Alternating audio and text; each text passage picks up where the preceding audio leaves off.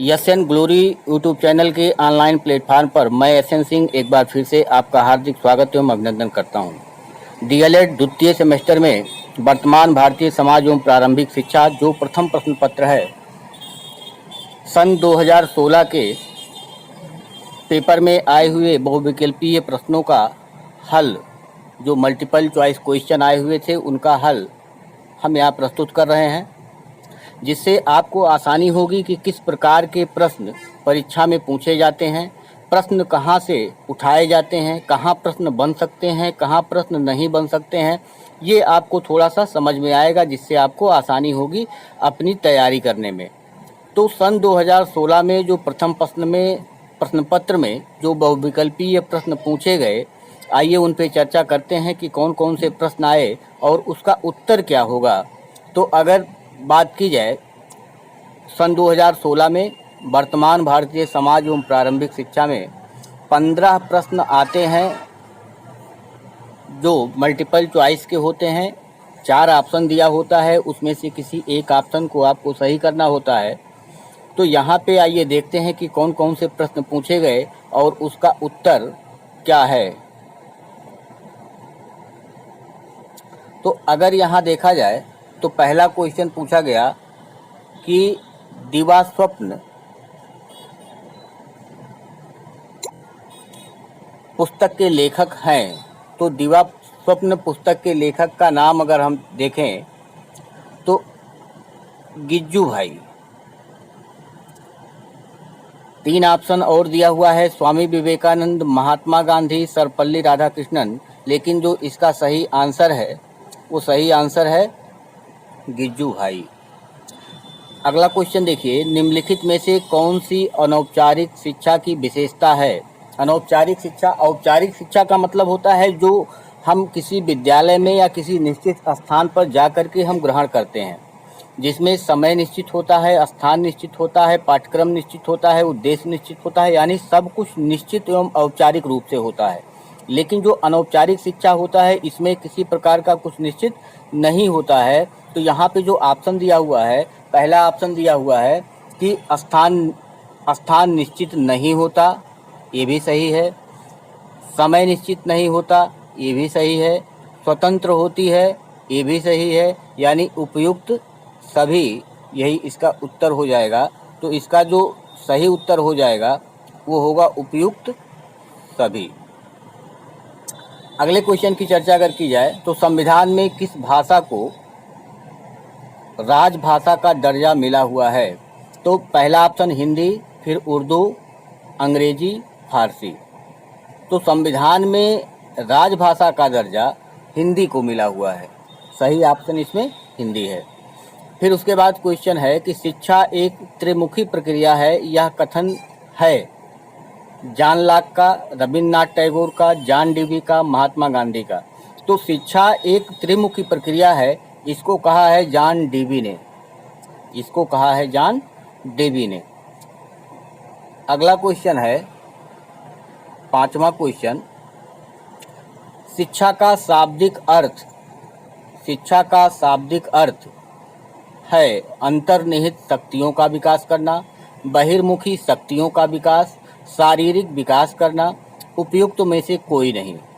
तो आज जो शिक्षा का शाब्दिक अर्थ है वो अंतर्निहित शक्तियों का विकास करना ही शिक्षा होता है। बच्चे के अंदर बहुत सारी अंतर्निहित शक्तियां होती हैं और जिसको बाहर निकालने का काम ही शिक्षा करता है। तो इसका पहला ऑप्शन इसमें सही हो गया। उसके बाद अगला क्वेश्चन नंबर 6 है, दूरवर्ती शिक्षा को कहते हैं पत्राचार शिक्षा, दूरस्थ शिक्षा, स्वतंत्र अध्ययन, उपयुक्त सभी। तो दूरवर्ती शिक्षा पत्राचार शिक्षा को भी कहते हैं, दूरस्थ शिक्षा को भी कहते हैं, स्वतंत्र अध्ययन को भी कहते हैं, यानी यहाँ ऑप्शन जो सही हो जाएगा उपयुक्त सभी, यानी चौथा ऑप्शन इसमें सही हो जाएगा। आगे देखते हैं 7वें क्वेश्चन को। तो 7वां क्वेश्चन कह रहा है कि शिक्षण के 3 केंद्र बिंदु हैं। पहला ऑप्शन दिया हुआ है अध्यापक, बालक और पाठ्यक्रम। दूसरा ऑप्शन दिया हुआ है विषय, अध्यापक और श्यामपट्ट। तीसरा ऑप्शन दिया हुआ है पुस्तकें, बालक और अध्यापक। चौथा ऑप्शन है बालक, बालिकाएं और अध्यापक। तो जॉन डीबी ने जो त्रिध्रुवीय प्रक्रिया बताया है उसमें 3 ध्रुव बताए हैं कि एक शिक्षक होगा, एक बालक होगा और एक पाठ्यक्रम होगा। बिना पाठ्यक्रम के शिक्षक जो है वो बालक को क्या पढ़ाएगा, यानी शिक्षक बालक को क्या पढ़ाता है। तो जहाँ कुछ हमको कहना होगा हिंदी पढ़ाता है, अंग्रेजी पढ़ाता है, विज्ञान पढ़ाता है, क्या पढ़ाता है, और जो पढ़ाता है वही पाठ्यक्रम हो जाएगा। तो यहाँ जो सही ऑप्शन होगा वह होगा अध्यापक, बालक और पाठ्यक्रम, यानी पहला ऑप्शन। 8वें क्वेश्चन को देखिए, कह रहा है शिक्षण को रोचक और प्रभावशाली बना देती है। यानी शिक्षण को अगर रोचक और प्रभावशाली बनाना है तो हमको क्या करना होता है, चित्रकला, विज्ञान, शिक्षण में प्रयुक्त युक्तियां, और लास्ट ऑप्शन है लेखन की कला। तो इसका जो सही ऑप्शन होगा, ना तो चित्रकला करने से प्रभावशाली शिक्षण होगा, ना तो लेखन की कला से, और ना तो विज्ञान से।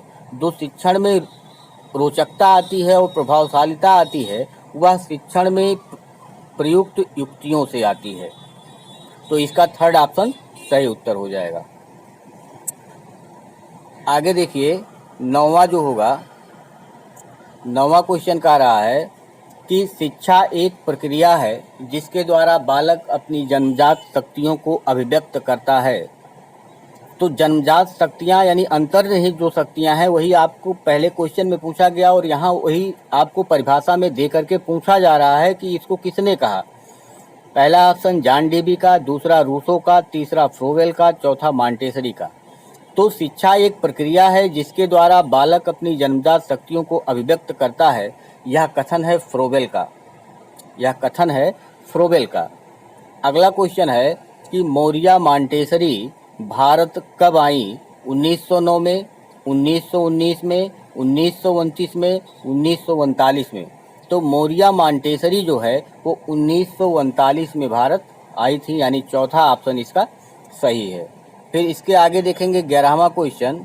तो 11वां क्वेश्चन कह रहा है कि जनसंख्या शिक्षा में सबसे अधिक उत्तरदायित्व है, यानी जनसंख्या शिक्षा में सबसे ज़्यादा उत्तरदायित्व किसको मिला हुआ है, किसके कंधों पर ये भार है कि जनसंख्या शिक्षा का प्रचार किया जाए। तो पहला ऑप्शन अभिभावकों का, दूसरा ऑप्शन समाज का, तीसरा ऑप्शन शिक्षकों का और चौथा ऑप्शन राष्ट्र का। तो इसमें जो सही ऑप्शन है वो है शिक्षकों पे ही ये उत्तरदायित्व है कि जनसंख्या शिक्षा, जनसंख्या जागरूकता लोगों तक, जनता तक पहुंचावे। 12वां क्वेश्चन है शिक्षा के अधिकार के क्रियान्वयन की प्रमुख चुनौती है।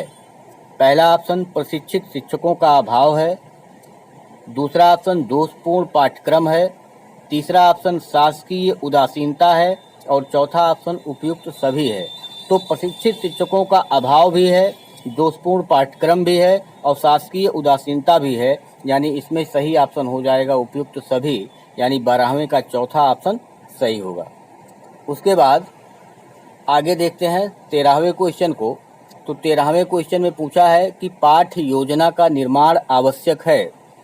पहला ऑप्शन क्यों आवश्यक है, तो पहला ऑप्शन छात्रों को पढ़ने की प्रेरणा हेतु, छात्रों को भटकने से बचाने हेतु, शिक्षक को छात्र के विषय में सूचित करने हेतु और चौथा ऑप्शन है शिक्षण को योजनाबद्ध करने हेतु। तो जो पाठ्य योजना होता है वह शिक्षक को एक रास्ता बताता है, एक योजना बनाता है शिक्षक, और जिस पे चल करके वह अपने उद्देश्यों की प्राप्ति करता है। तो इसमें जो सही ऑप्शन हो जाएगा वह हो जाएगा शिक्षण को योजनाबद्ध करने हेतु। शिक्षक पाठ्य योजना के द्वारा अपने शिक्षण को योजनाबद्ध करता है और जिस योजना पर चल करके वह अपने उद्देश्यों की प्राप्ति करता है।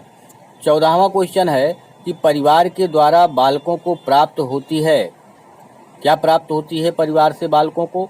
पहला ऑप्शन जीवन व्यवहार की शिक्षा, पारस्परिक सहयोग की शिक्षा, जीविकोपार्जन की शिक्षा और उपयुक्त सभी। तो यहाँ पे जीवन व्यवहार की शिक्षा सबसे महत्वपूर्ण है, बच्चा अपने परिवार से ही सीखना शुरू करता है। पारस्परिक सहयोग की शिक्षा, या बच्चा समाज में जा कर के परिवार में भी सीखता है और समाज में भी सीखता है। जीविकोपार्जन की शिक्षा, या बच्चा घर में भी सीखता है और बाहर विद्यालय में जा कर के भी इसको सीखता है। तो यहाँ जो ऑप्शन हो जाएगा वह चौथा ऑप्शन, यानी कि चारों बच्चा सीखता है परिवार के द्वारा। और मुख्य रूप से अगर बात होगी तो मुख्य रूप से केवल जीवन व्यवहार की शिक्षा ही बच्चा घर में सीखता है।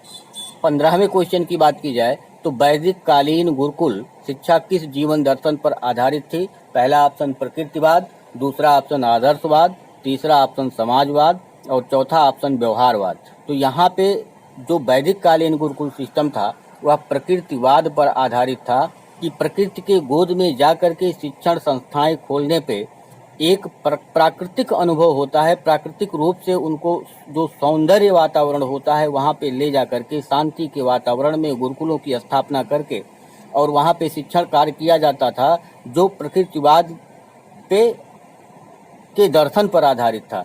तो यहाँ जो 15वें क्वेश्चन का ऑप्शन हो जाएगा पहला, प्रकृतिवाद जीवन दर्शन पर वह आधारित था।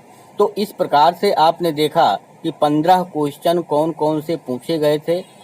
सन 2016 के जो सेकंड सेमेस्टर का जो एग्ज़ाम हुआ था उसमें ये क्वेश्चन आए हुए थे। तो आपको इससे कुछ पता चलेगा कि किस प्रकार के क्वेश्चन जो बहुविकल्पीय टाइप के क्वेश्चन 15 क्वेश्चन आते हैं वो किस प्रकार के आते हैं और उसके उत्तर को हम किस प्रकार से देंगे। तो ये 15 क्वेश्चन थे। आज के लिए बस इतना ही। धन्यवाद। नमस्कार।